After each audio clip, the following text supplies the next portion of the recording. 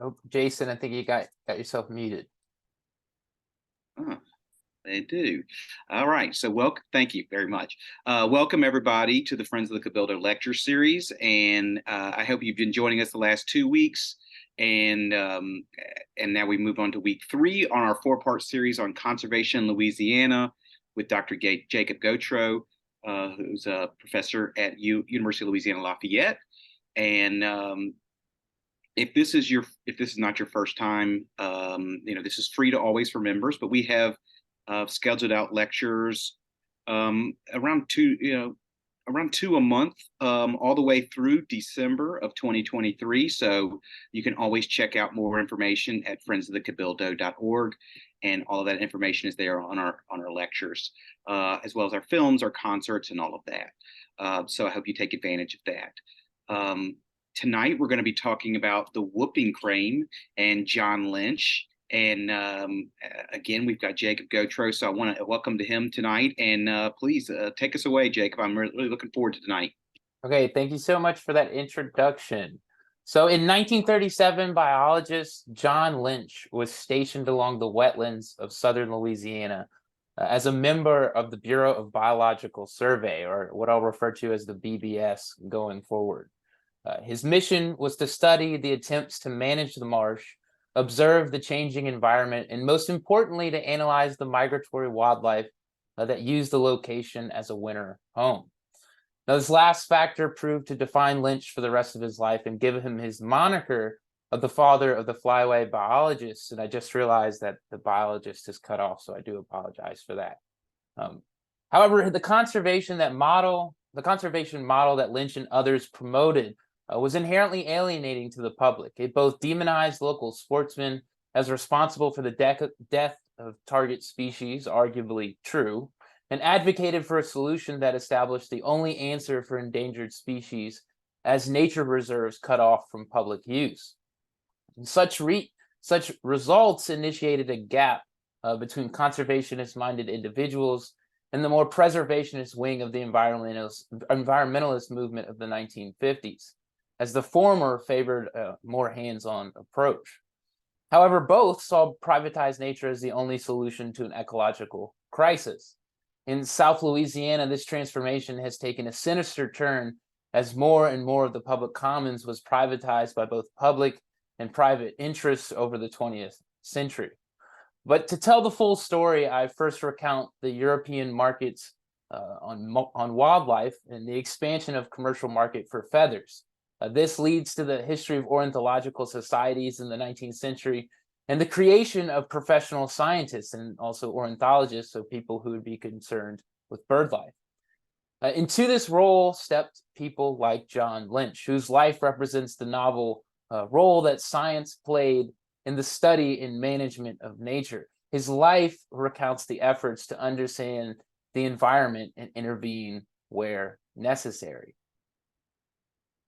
So to get going, we first have to talk about the millinery trade, which was a largely new phenomenon in the 19th century, and it focused on the commerce of feathers.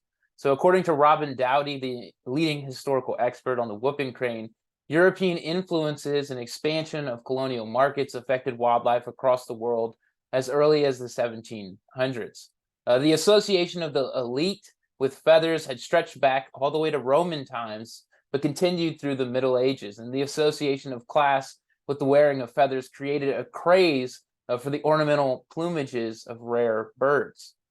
This trend continued among the privileged due to the relatively high cost of feathers, although its later association with the fallen Queen Marie Antoinette during the French Revolution did create a backlash against the wearing of feathers, and in many places the fashion fell out, at least in the short term. However, due to the adoption of feathers as a respectable middle-class accoutrement by the mid-19th century, the increased efficiency of the millinery trade, and the expansion of agriculture and settlement, bird life around the world plummeted. By the end of the 1800s, the first bird protection societies emerged, making a major transformation in the Western mindset. The recognition that the environment and the ecological sphere deserves protection as an actor in its own right. These protection societies marked an important turning point in the international context. So groups such as the Royal Society for the Protection of Birds in the United Kingdom and the Audubon Society in North America are formed to conserve bird life and were eventually successful in their efforts. These groups created a campaign among high society members, which then spread to the public over the 19th century. And their efforts inspired similar campaigns of which we should be familiar with by the 20th century naturalist E.A. McIlhenny to create Bird Island in Louisiana. And so as we know, Bird Island was a preserve that was created to restore the snowy egret population in the state, as the bird was hunted to near extinction for its feathers. Bird Island proved the savior for it and many species like it that were threatened due to a variety of forces interacting on their populations in the early 20th century. This corresponded with McIlhenny's somewhat successful efforts to establish wildlife refuges along the Mississippi Flyway to provide habitat for migrating birds. As others, such as Robert Wiebe, have observed, this movement to regulate the environment and wildlife, among other movements to create a more efficient society, was just in one part of that much larger societal and cultural changes happening during this period. As Wiebe argued, the professionalization of all aspects of society included that of the sciences. So the modern professional emerged as a new middle-class role in society, and professional positions such as that of expert flyway biologist replaced former avocational ornithological interests. Into this modern role stepped John Lynch. Lynch grew up in Massachusetts, and by all accounts, he lived a hard early life. His father died when Lynch was relatively young, and as the oldest, he worked to support his many brothers and sisters. According to lore, he signaled for bootleggers on the local Massachusetts coastal shores, and perhaps it was here, in his nightly rendezvous, that Lynch grew to love the wildlife that surrounded him. His later efforts at schooling earned him recognition and set ablaze a love of lifelong learning and research within the young Lynch that would continue forward. He applied to Brown University in Rhode Island. However, due to lack of funds, he attended the smaller Rhode Island College of Education. According to a recounting of his young life, he often cut classes at the State College to attend similar lectures at the more prestigious Brown. And despite his frequent absences, Lynch maintained excellent grades. His devotion to learning was so fierce that he worked a deal with the local librarians to allow him to stay in the library after hours, and he would often study with a flashlight until he fell asleep. This effort eventually earned him a degree in biology from Rhode Island State College around the turn of the decade, so meaning the 1930s. And over that decade, Lynch would work his way into the emerging bureaucratic management of wildlife. He first operated a freelance wildlife research station in Newport, Rhode Island, where he banded birds and recorded population numbers. And through this work in 1935, he encountered a biologist that was working for the BBS, which led to an offer of work in the National Wildlife Refuge located in South Dakota. The U.S. Congress had established the BBS in the late 19th century to take stock of the wild animal resources and populations that were in severe decline, including feathered species. The passage of the Lacey and Migratory Waterfowl Acts, part of which McIlhenny was responsible for, so they were passed earlier in this century. This created positions for biologists working in waterfowl refuges, so people like Lynch. Within a year, Lynch was offered a job based in Washington, D.C., grounded on his exemplary research. And here is where his official records of correspondence survive for the curious researcher, at least those records located at the University of Lafayette. He may have records elsewhere that provide a kind of more extensive record, but these are the ones that I'm very familiar with. A letter from a former coworker states that, quote, "When the wind howled and the snow fell and the roads were blocked everywhere else, we all wondered whether you would be able to find the necessary roads open between Winona," so that's in South Dakota, and Washington, D.C. The conditions in South Dakota were nothing to miss. In a letter of reply, Lynch comforted his old workmate. He said, "Take my word for it. Spring is on the way. I can't predict how long it will take to get out to South Dakota. That is, I could predict, but it would be rubbing it in." Lynch's new job consisted of visiting multiple potential sites for the establishment of federal refuges across the United States and reporting back to the central office about potential tracts of land that could be converted into refuges. His reports detailed how national wildlife was drastically affected during the 20th century due to various reasons, but including the environmental consequences of the New Deal. So reclamation projects started under the premise of mosquito control, and the recovery of agricultural land, all part of the New Deal, led to lessening habitat for wildlife. Lynch also recorded out-of-control oil pollution and the effects that the widespread use of lead shot had on migratory waterfowl. When Lynch was offered a permanent position as flyway biologist in the Delta National Wildlife Refuge, he jumped at the opportunity. His first actual post in Louisiana was located in Pilot Town at the very end of the tip of the extending land formed by the Mississippi Delta in Plaquemines Parish at the Louisiana Gulf Coast Research Station hosted by the United States Fish and Wildlife Service. Here, Lynch observed the flora and fauna of the Delta with the specific instructions to learn whether grazing, burning, trapping, etc. should be employed on the federal refuges just acquired along the Gulf states. He also provided a visual bird count of arriving flocks of migratory wildlife in the winters, which provided hard data for researchers across the country concerned with dwindling bird numbers.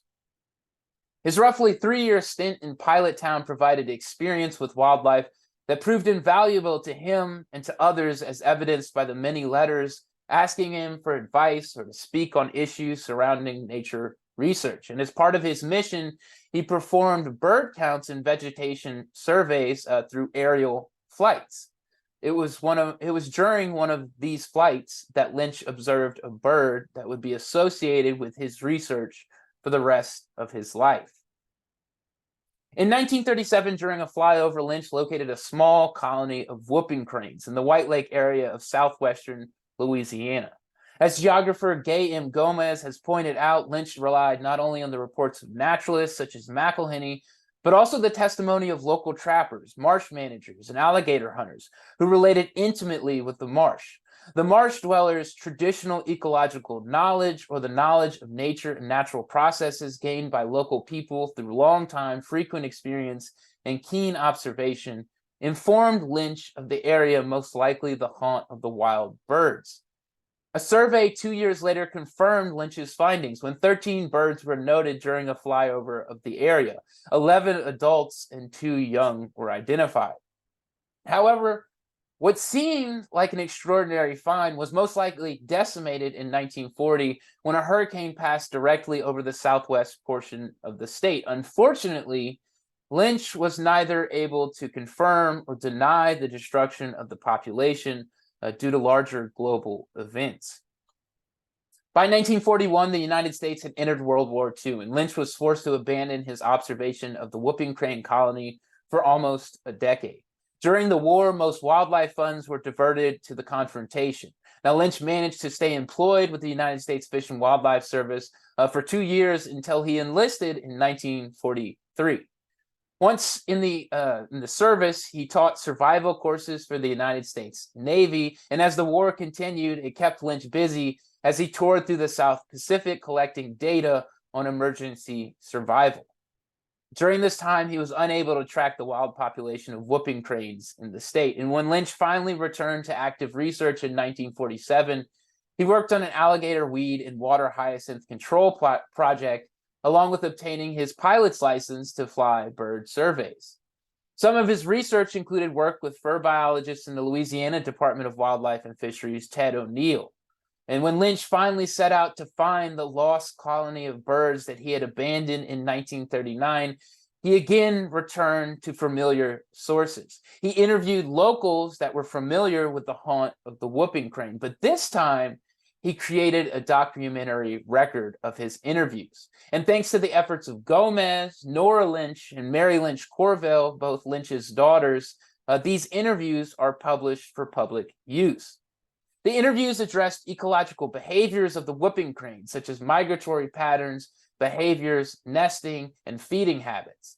The information obtained during these interviews guided Lynch to a thick section of Panicum Marsh north of White Lake in Vermilion Parish. Here, in a flyover in 1947, Lynch observed 3 adult whooping cranes, confirming that the population was still surviving, if just barely. The observed population decreased by 1 each year until in 1949, there was only 1 bird left in the White Lake colony. By 1950, the plight of the whooping crane was at a dangerous tipping point. With the wild population at a critically low estimate of around 15 individuals, drastic action was needed. The statistic included the 1 remaining wild bird in Louisiana and a population of around 14 migratory individuals that summered in the neighboring expanse of the Aransas National Wildlife Refuge along the coast in southeastern Texas. As Julian Howard, manager of the refuge, expressed to Lynch in a letter, quote, "If the remaining Louisiana crane combined with the Texas cranes, this would greatly expand the gene pool."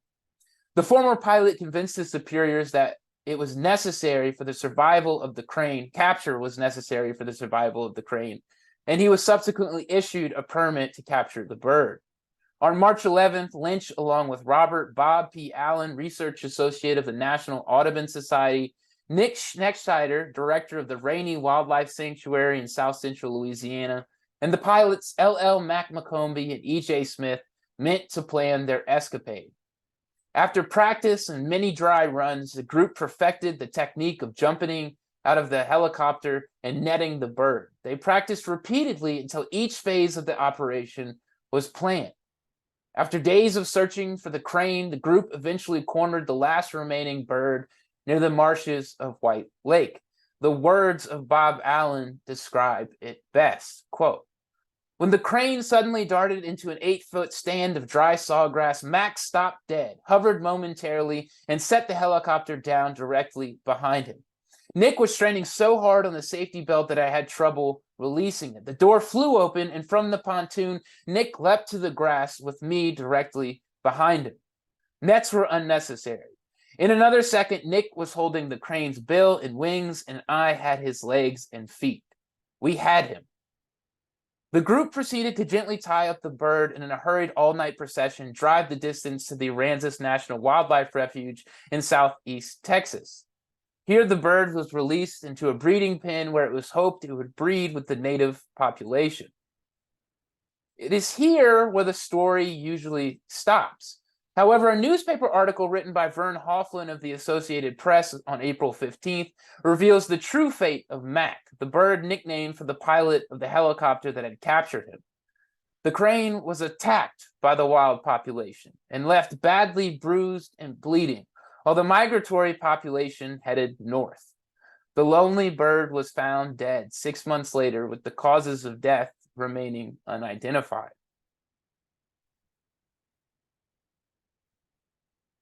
This incident factors into larger conversations surrounding whooping cranes. The effort to restore whooping cranes stretches back all the way to the 1930s, and the establishment of the previously mentioned Aransas National Wildlife Refuge under Executive Order number 77841 by President Franklin Delano Roosevelt. The successive director observed a small population of birds. However, there was worry that any type of natural disaster would exterminate the entire population. Another great effort was made by the previously mentioned Bob Allen. Allen had held a long-time avocational interest in ornithology and started to work for the National Audubon Society in 1930. He quickly rose to the rank of field ornithologist due to his intense devotion to studying bird life, and in 1934 he was appointed head of the division interested in acquiring nature sanctuaries. Although Rosetta spoonbills initially drew Allen to Aransas, the whooper caused him to return. After serving in World War II, Allen was fundamentally involved in the many efforts to preserve the whooping crane. He began a nationwide search of archives and museums for evidence of the historic range of the whooping crane populations and nesting sites. Allen realized that to preserve the whooping crane, public opinion on the bird had to change. He instigated an effort to educate hunters on the endangered bird and connect various scientific interests who were independently interested in the conservation of the bird. One of the most important efforts that Allen was involved with was an attempted captive breeding project. An injured whooping crane entitled Josephine was captured from the original wild non-migratory population in Louisiana in 1940 and held captive at the Audubon Park Zoo in New Orleans.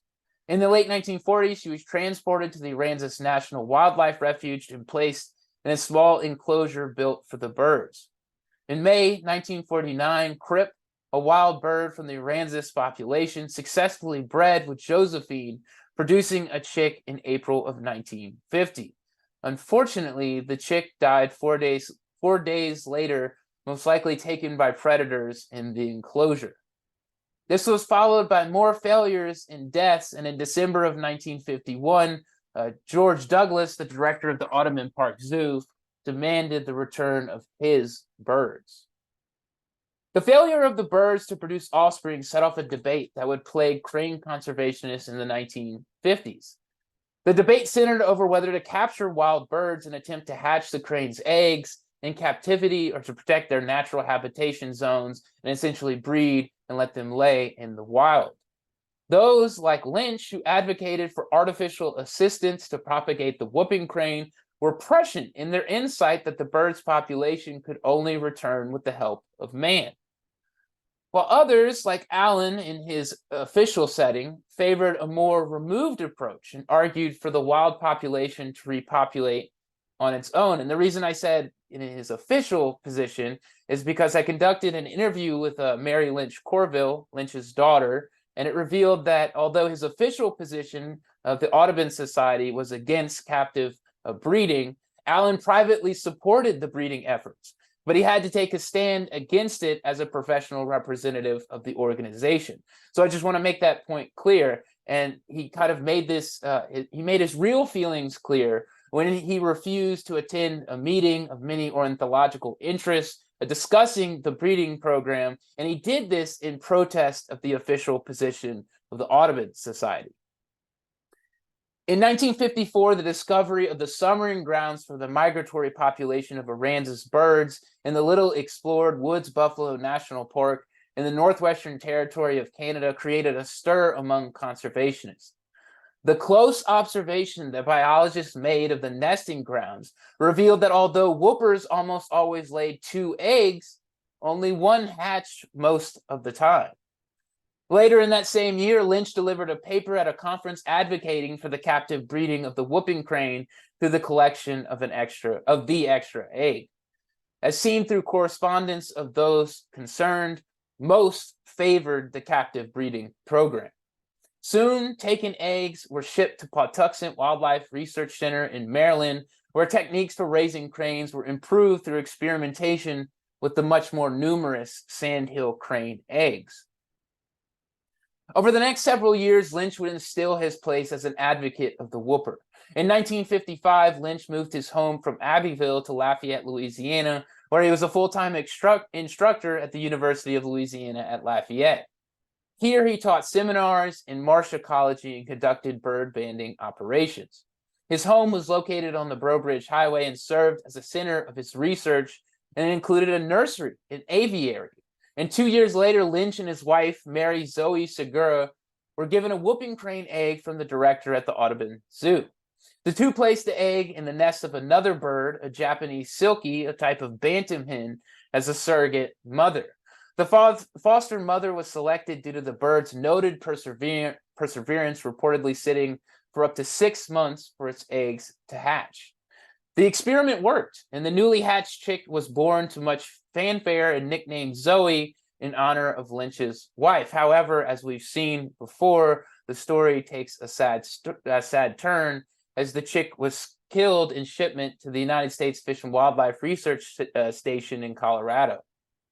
During this period, Lynch was also fundamental in establishing surveys of migratory waterfowl, including surveying wild geese, swans, and brant nesting sites in the Arctic, for which he's probably more famous in the ornithological, or at least the migratory biologist world.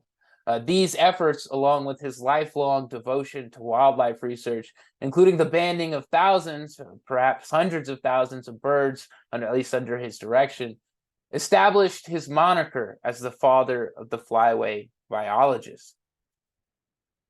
In the 1960s, Lynch and others would go on to form the Whooping Crane Conservation Association to permanently help the species recover.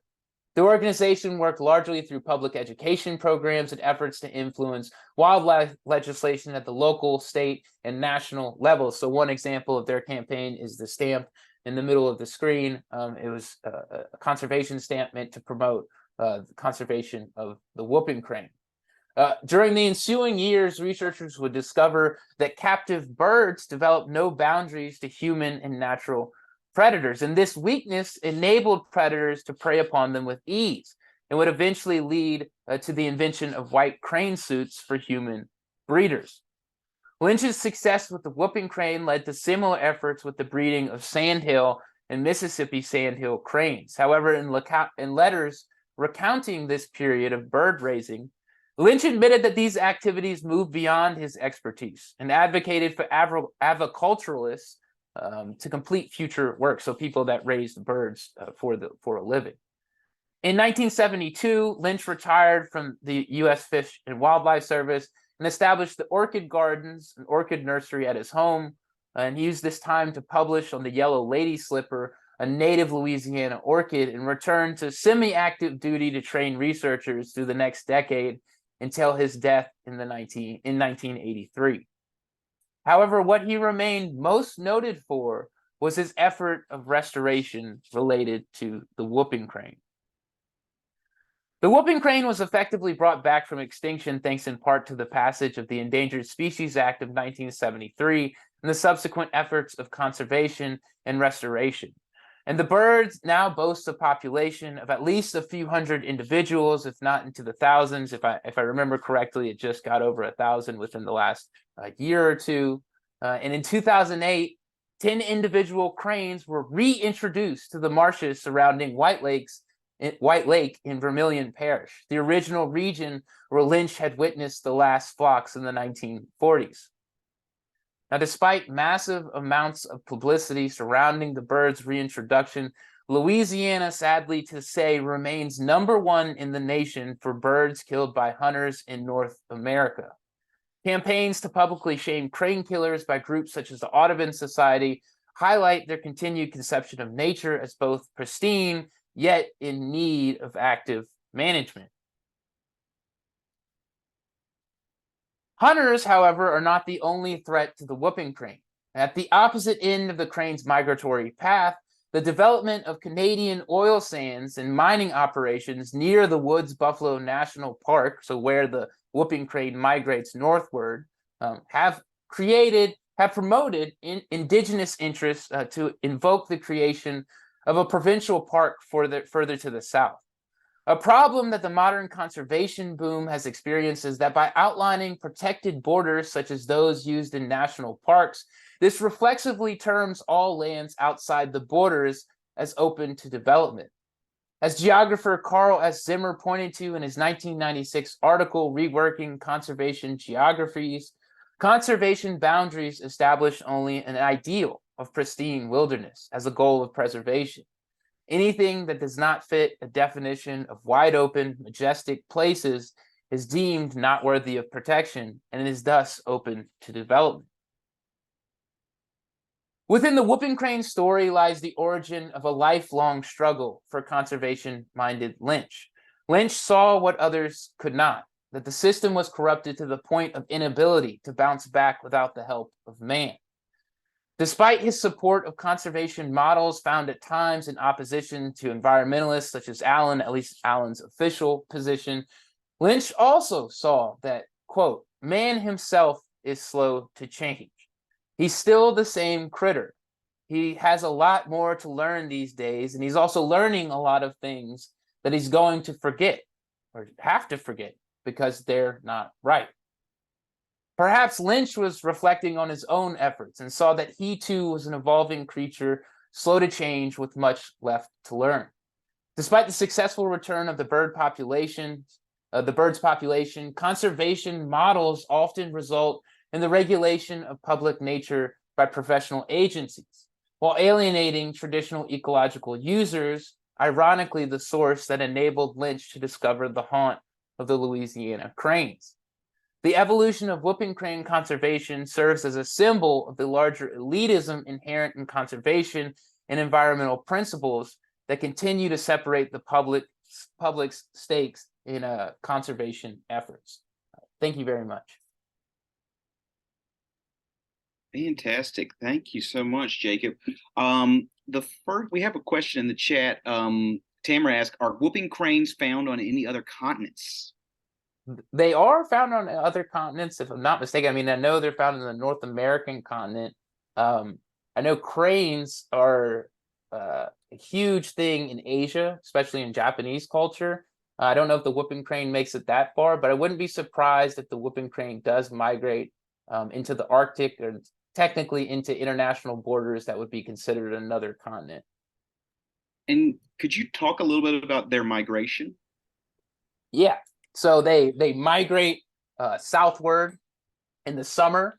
Wait, no, I'm getting that wrong. They migrate southward in the winter to feast on the food that's available in the marshes of places like Louisiana, while they migrate north in the summer, because that's when the tundra in places like Woods Buffalo National Park unfreeze, and they have copious amounts of food, such as insects, to feed upon or feast upon when they arrive. And it's also a place that has relatively few predators, so the wild chicks that are hatched can hopefully be successfully reared to adulthood. Janelle asks, have you visited the Louisiana colony at White Lake? I have not. I need to go to White Lake, and I know they have a conservation area. I've been around the area, but not for whooping crane specifically. But I have seen whooping cranes in Gautreaux, which is right north of White Lake. So I've been very close to the area where they've restored the whooping cranes. Early on, you were talking about the use of the surrogate bird for Zoe, I think the name of the bird was. Is that a common practice that's done in with bird studies and trying to revive maybe a bird that is in the trouble like the whooping crane was?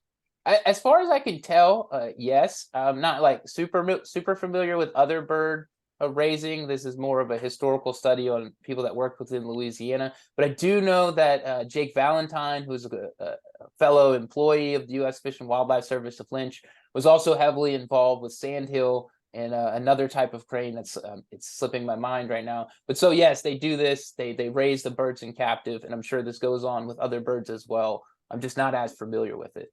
Yeah. And I have one more question, unless anybody else wants to put. Okay, here we go. Amy asked, the questions may have been answered, but how did Jacob get interested in the whooping crane? Well, my grandmother-in-law was actually John Lynch's secretary at the University of Louisiana at Lafayette. And so I just happened to see that his papers had been stored there, and so they released the kind of finding aid for it. And when I mentioned that, she said, "Oh, Mr. Lynch," and she proceeded to tell me stories about him and how he was as a person, kind of how it was working with him. And so this kind of like set off an interest to go and pursue those papers. And I've already been obsessed with wildlife and nature previous to that. That's part of what it makes, my identity, or at least I feel like makes my identity. Good question. And that is a small world right there, to have the papers there and to have everything, all the connections and the connections. The last question was, you mentioned that Lynch is very well known for his work in Alaska. And I know that's not your area of study, but do you know a little bit about what he did in Alaska that is so well known? Well, I don't know what he did in Alaska specifically. I know that he flew flights over Canada and kind of the northern area. And what they were doing is they were trying to find the homes of geese and ducks, maybe, and other types of birds that in the 1960s and 70s were experiencing a severe population decline, if I'm not mistaken. And so they were trying to find the homes to provide better protection to these birds that are sought after targets. At least part of them are sought after targets by hunters. So that may be part of the reason that they're getting funding to go and do these kind of flyover missions. Yeah, when I saw the picture of the helicopter, I'm like, that helicopter just looks very dangerous. That's for sure. So if he's flying planes in Canada and everything like that in the 60s, I mean, guy did not care what was going on. So, oh, here we got one more. Janelle asked, did John Lynch's work with the yellow lady slipper bring him into contact with Caroline Dormon? So I looked through the records for communications. It wasn't about the yellow lady slipper, and there was only 1 or 2 letters that were between them. And I can't recall what they were about now, but that is a good point. But they weren't talking about orchids, and I'm sure she was interested in orchids, but I don't know if that was one of her favorite plants, as irises and as the pine woods were. But I wouldn't be surprised if it was another one of her favorites. So we learned about Caroline Dormon last week. Next week, we've got our 4th and final lecture. Could you give us a little preview of what we're going to be talking about? Yeah, so I'll be talking about one of Lynch's he's not a fellow workmate, but he's an academic correspondent that Lynch is talking to as well. He's a professor at LSU. That's George Lowery, who created the LSU Natural Museum of History and contributed immense things to ornithological studies. But one of his favorite birds of kind of study was the controversial ivory-billed woodpecker. And the controversy serves on whether it's still alive or whether it is extinct. And that is still a controversy that's going on to this day. So that's what we'll be talking about. Oh, fantastic. Thank you so much, Jacob. And I want to thank everybody for attending tonight. I hope you learned a lot tonight. And again, we've had another great lecture with Jacob. So Jacob, thank you so much for doing this tonight. And we look forward to seeing you next Monday. Just a reminder, we're doing this one, and with this, I said Monday, and then next week we're doing Monday as well. He's got classes starting tomorrow, so that he's teaching. So we will see everybody next Monday. Thank you so much, Jacob. And thank y'all. Have a good night. You too.